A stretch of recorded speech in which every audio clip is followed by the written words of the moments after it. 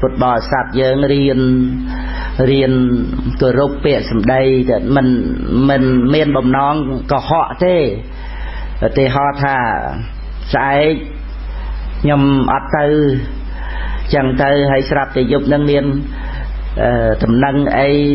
ស្អីចឹងទៅក៏ស្រាប់តែស្អែកឡើងទៅហ្នឹងហើយអាហ្នឹងគឺបានដីថាយើងនិយាយចោល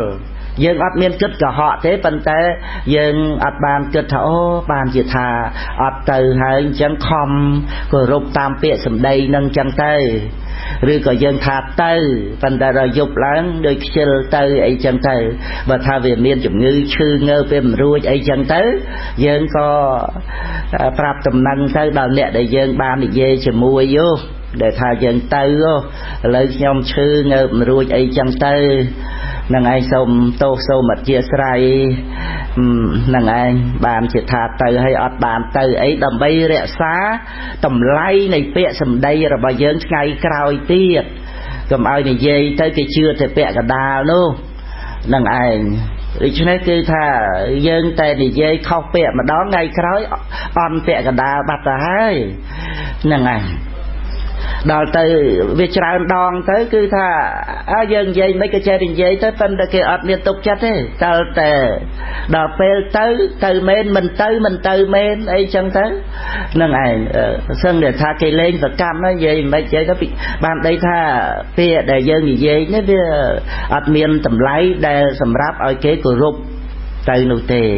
អានឹងមកពីយើងមិនគោរពពាក្យសម្ដីអញ្ចឹងមិនមែនយើងនិយាយកុហកដាច់សិលទេប៉ុន្តែយើងរៀនគោរពពាក្យសម្ដីនឹងឯងតែរឿងនឹងល្អណាស់ពីព្រោះពាក្យសម្ដីគេអាចប្រកាសជាសច្ចាធិដ្ឋាននឹងឯងឲ្យពឹសពោះនឹងឯងខ្ជាក់ចេញវិញក៏បានចឹងដោយពាក្យសច្ចៈនេះចឹងណាមាននៅក្នុងរឿងរ៉ាវអីចឹងហើយយើងមើល45ព្រះវស្សារបស់ព្រះដ៏មានពភាព្រះអង្គត្រាស់សម្ដែងពធណាដោយពាក្យសម្ដីមានការងារឯណាឲ្យដូចជាការងាររបស់ព្រះសម្មាសម្ពុទ្ធមនុស្សទេវតាក្នុងលោកចេះតែធ្វើការងារអីឲ្យមានតម្លៃឲ្យប្រសើរដោយព្រះពុទ្ធព្រះអង្គហើយព្រះអង្គធ្វើការងារដោយព្រះពុទ្ធដីកាដោយវាចានឹងគឺព្រះអង្គត្រាស់តែពាក្យពិតហើយមានប្រយោជន៍អានឹងដែលយើងនឹករលឹកឃើញថាពាក្យសម្ដីមិនមែនយើងចេះតែនិយាយទៅហើយទៅយើងមិនបានគោរពពាក្យសម្ដីនឹងទៅនោះទេមនុស្សយកសម្ដីដំរីយកភ្លុកខ្មែរចងក្រងទុកជាពាក្យប្រដៅនាងនួនក្លឹមក្នុងឫស្សីក្លឹមក្រៅក្លឹមមនុស្សសំដៅនៅត្រង់ពោលពិតអាហ្នឹងគឺថាជាខ្លឹមសារក្នុងជីវិតចឹងហើយសកៈទេវរាជកាលដែលនៅជាមគ្គមេនុបហ្នឹងគឺមានវត្តបត់រហូតអស់ជីវិតខាងគោរព2ខាងពាក្យសម្ដី3ហើយនៅ2ទៀតមួយគឺថាសមាទានក្នុងការឲ្យទាននឹងរហូតមិនមានសេចក្តីកំណាញ់នឹងមួយទៀតជាគម្រប់7ហ្នឹងគឺកោធាភិភុងគ្របសង្កត់នៅសេចក្តីក្រោធប៉ុណ្ណាអាហ្នឹងគឺជាវត្តបត់សំខាន់ណាការដែលគ្របសង្កត់សេចក្តីក្រោធបាននឹងឯងដែលរួមទៅ7ចំណុចណាវត្តបត់របស់ព្រះអិតហ្នឹងចែកទៅជា2ខាងគោរពមាន2ខាងពាក្យសម្ដី3ហើយនឹង2ទៀតគឺប្រស្ចាមន្ទិលសេចក្តីកំណាញ់ហើយនឹងគ្របសង្កត់នៅសេចក្តីក្រោធហ្នឹងចឹងគឺ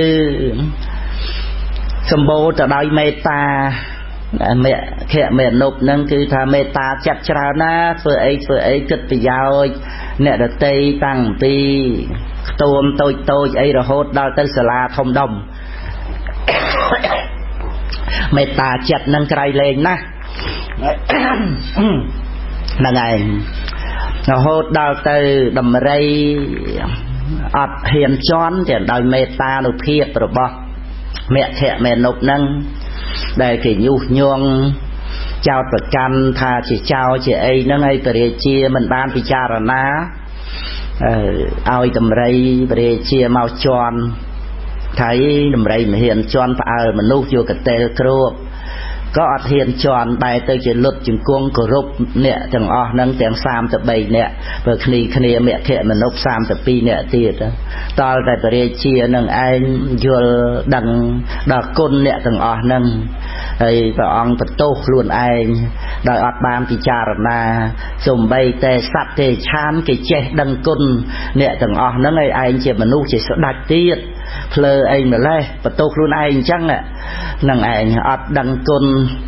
โดยจังtớiก็โสมโตเนี่ยจังอ๋อนั่งให้ก็ปฏิเตียนดำไรนั่งเอาดาวผู้เมียแขะเมนุบนั่งตีดให้นั่งเลิกกำการเมียแขะเมนุบนั่งไอ้เอาเจเนี่ยกรุบกรองดักนอมเนี่ยสรกเนี่ยภูมินังตีด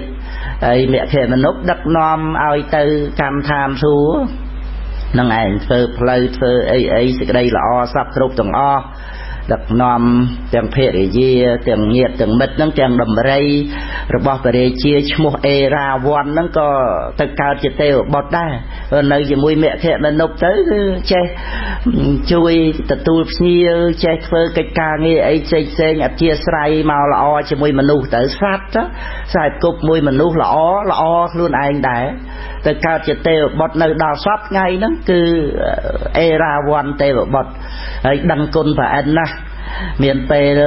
ผ่านจังเยียงกำซามขนมนวลวันอดเชียนไอนั่นคือนิมิตเชี่ยตำไรทลายผ่านกวงนั่งเตะบอดเซงเตียดนั่งแต่นิมิตครูนไอเชี่ยตำไรนักเคยนุกสาวบรีเรื่องร้ายเด็กครูนไอในเชี่ยสัตว์นุกนั่งไอ